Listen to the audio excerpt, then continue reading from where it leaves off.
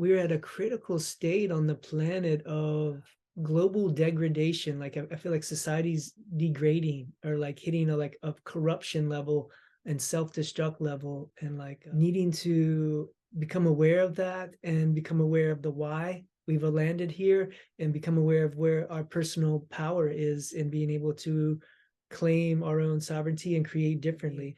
But I do think that there already are maybe enough human beings awakening from within on their own, that we are hitting a point where we need to start to come together, start to create the structures for human life to continue beyond the collapse and fall of the current world structures. And I don't think it's necessary for us to try to educate and convince the masses. That each individual within that of the masses will have to arrive there on their own. And we can support that and shine our lights bright enough to make that easier and easier, or for more to find their way. But I don't know that we can do much more than shine our own light bright and start to work together to create small communities and pockets of people who we can have whole communities glowing. And that'll be easier for more masses to gravitate towards. And I would say billionaires are only hoarders of wealth that does not belong to them. Wealth is already always inherent in the land and in the people, and trying to hold it in one spot is an act of insanity, an act of like separateness and megalomaniac, and a loss of center of who and what they really are, and where that wealth came from. It's been robbed or stolen from the land, stolen from the people, and it never did belong to the one individual who's hoarding it, or the one family, or the 100 or 1,000 individuals hoarding it.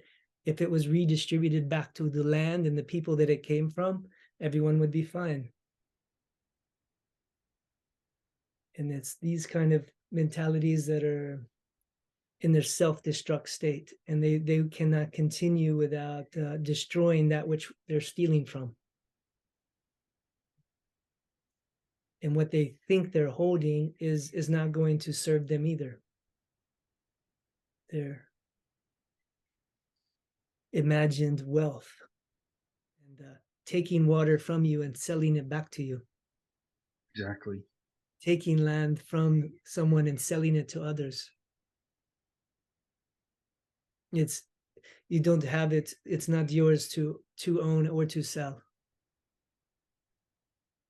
And you dig up the oil from the land that wasn't ever your oil to take, and you can't use that oil without paying everyone back for taking that oil, because that oil belonged to everyone equally. So it's not your right to take it. Same goes for water, same goes for gold and diamonds and coal, precious metals, all these things. Anything you're taking from the earth was not yours to take. It's equally everyone's. It's the earth's itself. So, and then before we do things that affect all humans, we would need their consent. Before you put up satellites into the sky, you need the blessing of everyone to do that. Because along with individual ego, there's collective ego of like political ego. The USA is an ego, Canada is an ego, England is an ego, and people identify with that. And that ego protects itself in the world to maintain its identity and its power. And I think that we're witnessing a time of the fall of the false ego from all structures. We're going to witness the truth of what's really there.